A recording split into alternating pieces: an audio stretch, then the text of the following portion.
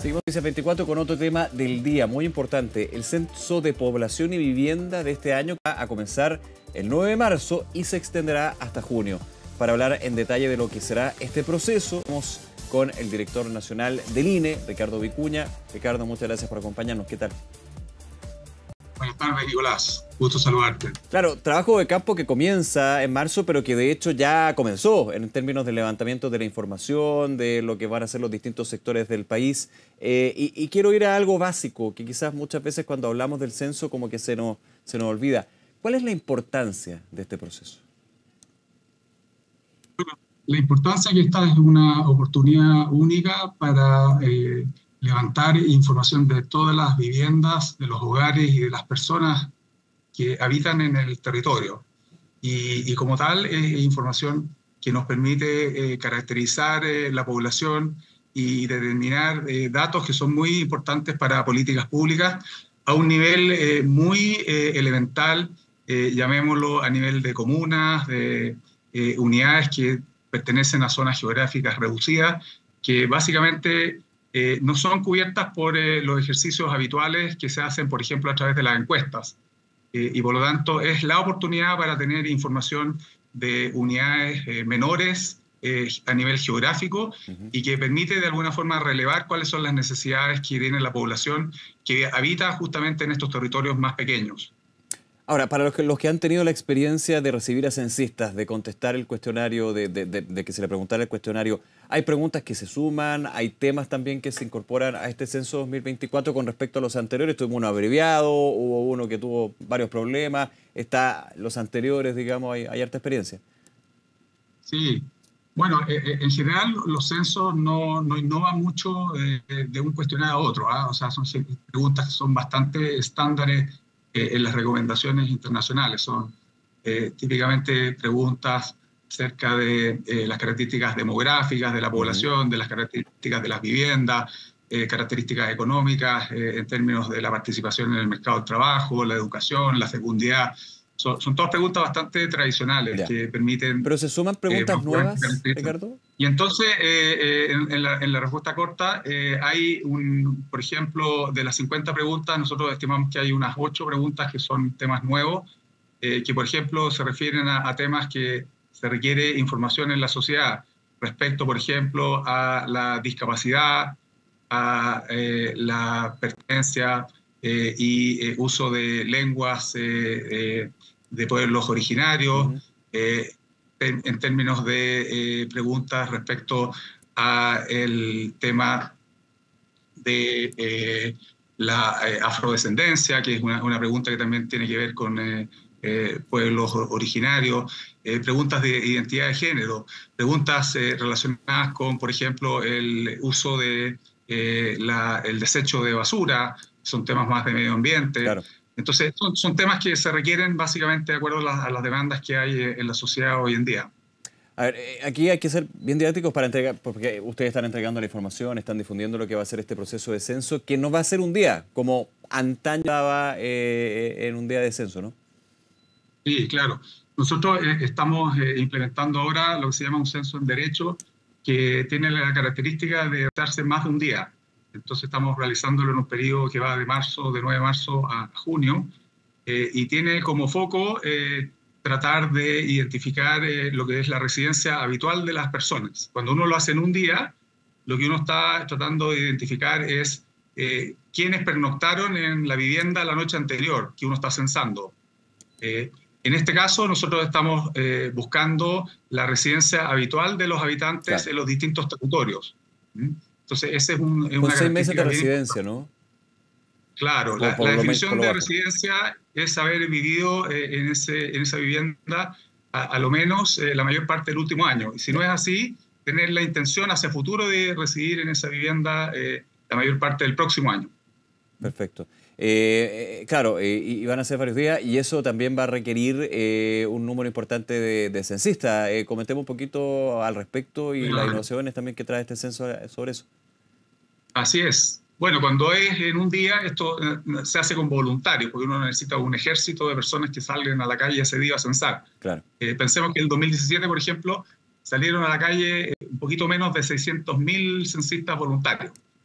En esta ocasión, dado que se hace en un periodo más largo, naturalmente lo hacemos con censistas pagados, y por lo tanto el tamaño del grupo de censistas es bastante menor, son aproximadamente 25.500 censistas. Y lo otro importante, además de tener un grupo de censistas más reducido, capacitados, naturalmente, es el hecho de que uno, al tener un grupo más pequeño, puede velar mucho mejor por su seguridad y además puede proveerles tecnología para que hagan bien su trabajo. Claro. Entonces, estamos en este momento introduciendo tecnología para que las preguntas se levanten a través de un cuestionario que está incorporado a un dispositivo móvil o un de hecho, teléfono lo va a hacer con un inteligente. facsímil, como se hacía antes.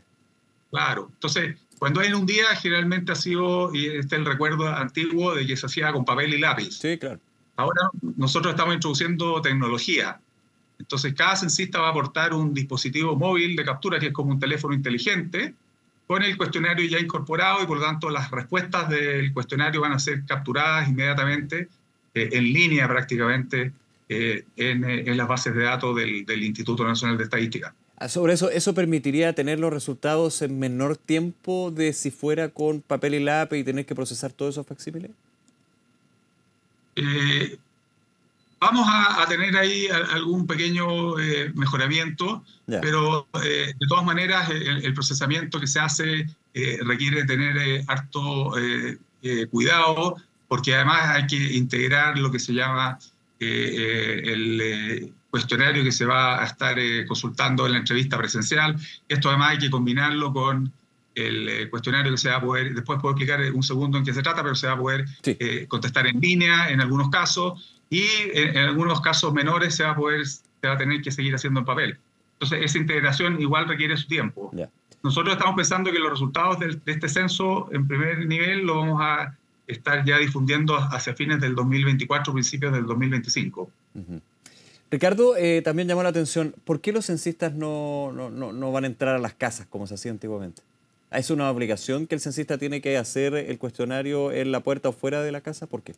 Sí, bueno, esa es la instrucción que vamos a dar, y tiene una explicación básicamente por motivos de seguridad. Dado que este censo se va a realizar en un periodo más prolongado, lo más probable es que cuando toque la puerta una censista, en día de semana, por ejemplo, van a haber pocas personas en el hogar. Probablemente va a haber un solo habitante que va a poder responder por el resto, y por lo tanto, por efectos de seguridad, tanto para él o la censista como para la persona que va a estar respondiendo, estimamos que era preferible que esto se hiciera en la puerta. O sea, dar ahí una tranquilidad de que no tiene que hacer pasar a nadie al interior de la vivienda. ¿Cómo se identifica un censista? Eso también es un tema importante para quienes vamos a recibirlo. Sí, no, eso es muy importante.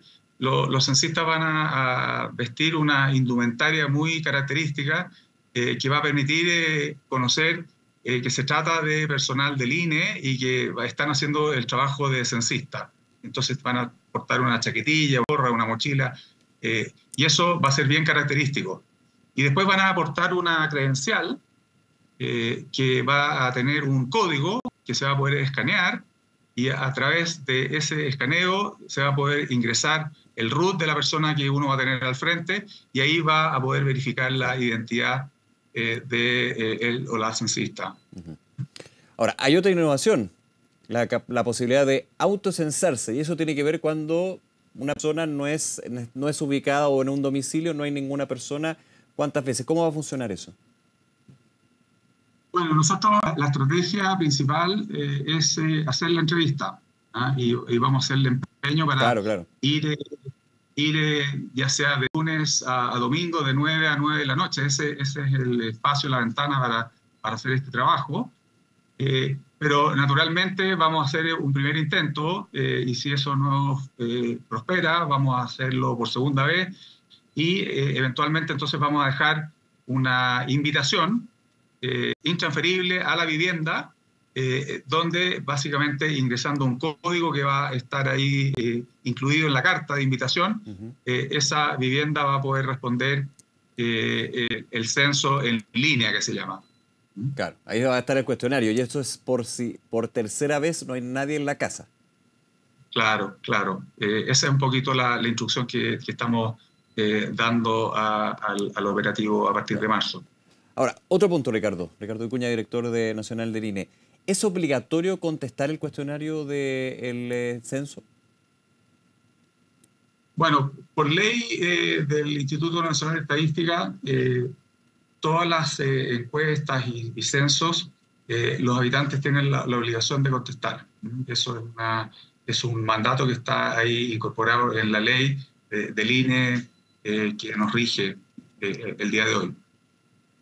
Ya. Ahora, ¿qué pasa si alguien se niega, por ejemplo, a recibir un censista o no contestar el cuestionario? ¿El INE, la institucionalidad puede, por ejemplo, recurrir a carabineros, a la policía para obligarlo? Me imagino que no es la idea llegar a eso, pero si se diera el caso. No, nosotros no estamos pensando en hacer algo coercitivo, ni mucho menos, ¿ah? Esto es un ejercicio cívico y estamos apostando a que la ciudadanía Mm, nos colabore, entendiendo, digamos, el espíritu sí, de hacer un censo y de colaborar. Entonces, básicamente existe esta obligatoriedad en la ley también se incorporan, digamos, ahí algunas sanciones de tipo pecuniario.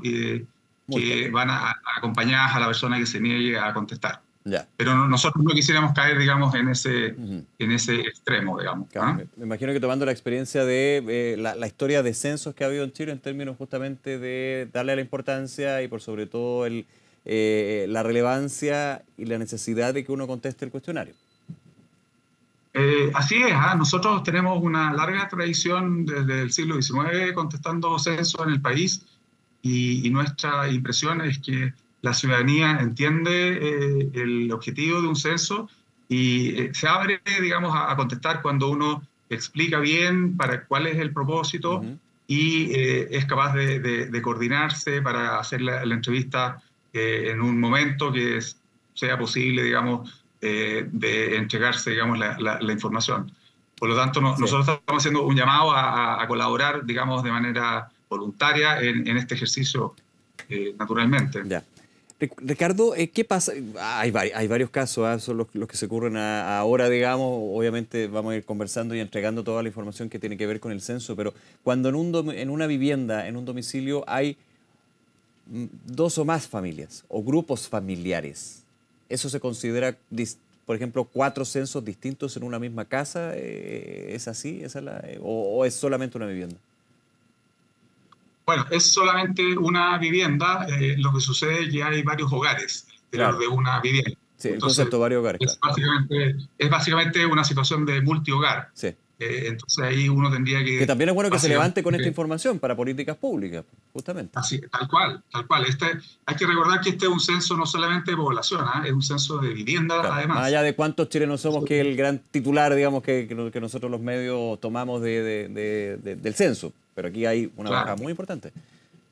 así es. Hay que recordar, es un censo de población y vivienda, y por lo tanto la pregunta que hace es muy relevante, porque situaciones como las que se describen, donde al interior de una vivienda hay varios hogares, eso da cuenta de una situación de hacinamiento, probablemente, y es básicamente materia de preocupación del Ministerio de Vivienda, que está haciendo estimaciones, por ejemplo, de lo que es el déficit habitacional del país. Entonces, inmediatamente eso da cuenta de la necesidad, por ejemplo, de hacer una política habitacional que vaya Claro. a combatir este déficit de vivienda en el país. O pienso en otro tema, en otro punto que es súper importante tenerlo en consideración para las políticas públicas, la situación de vivienda, pero también la condición de vida de la población migrante. Bueno, ahí también tenemos la característica de que estamos preguntando por todos los residentes habituales del país y que no hace exclusión Para por nada.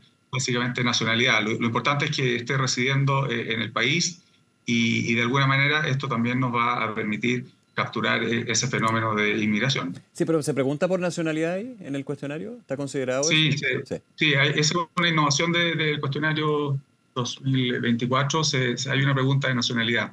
Ya. Justamente Entonces para levantar esos vamos a datos. poder, vamos a poder definir efectivamente la nacionalidad. Ujú. ¿Mm? Eh, En este tema creo que también es súper importante, son varios detalles, tratamos de ser súper didácticos, vamos a seguir obviamente entregando la información, pero ¿qué pasa con las zonas extremas? Ahí también hay una mirada en términos de apoyar a lo que son los censistas para poder desarrollar ese trabajo, ¿no? Bueno, con la geografía que tenemos en el país tenemos que ponernos en todas las situaciones, ¿no? Claro, O sea, hay operativos que son bastante estándares, básicamente en comunas donde hay residencias y claro, no cuando uno hay aplica una gran cantidad las de... manzanas, por ejemplo, o el grupo Claro, de... Sí, claro, claro, es lo que típicamente uno se imagina en un censo normal, pero después hay viviendas o edificios de alta concentración que requieren un operativo especial. sí.